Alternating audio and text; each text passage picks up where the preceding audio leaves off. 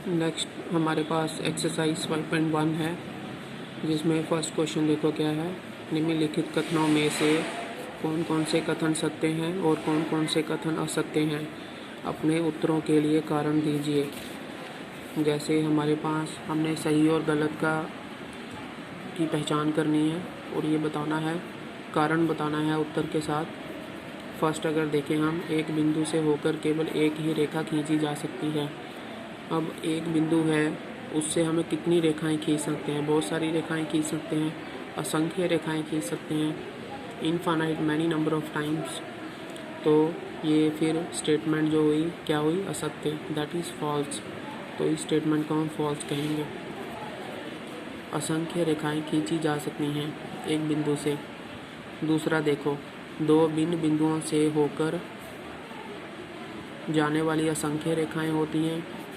अब दो बिंदु हैं, उसमें से सिर्फ एक ही रेखा पास करती है, एक ही रेखा पास कर सकती है। तो ये भी क्या हुआ? असत्य। दो भिन्न बिंदुओं से केवल एक ही रेखा खींची जा सकती है।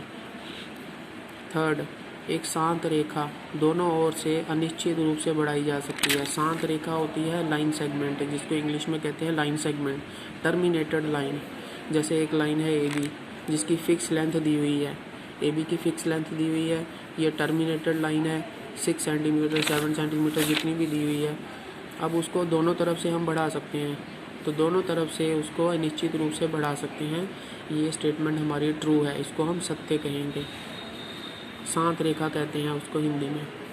चलो चौथा देखो, यदि दो वृत्त बराबर हैं तो उनकी त्रिज्याएं बराबर होती हैं।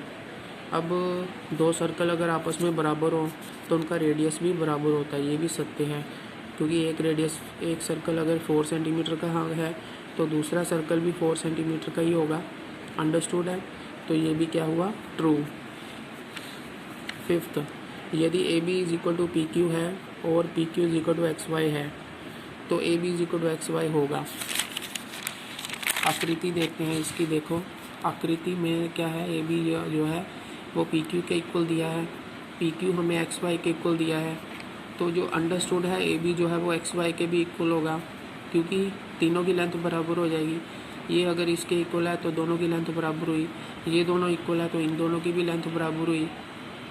तो इसका मतलब जो फर्स्ट है वो थर्ड के इक्वल होगा। फर्स्ट अगर सेकंड के इक्वल हो, सेकंड थर्ड के इक्वल हो, तो ये अंडरस्टूड होता है कि जो फर्स्ट होता है वो थर्ड के इक्वल होता है। तो ए बी जो है वो एक्स वाई के इक्वल होगा, जो ये भी हुआ ट्रू, सत्य।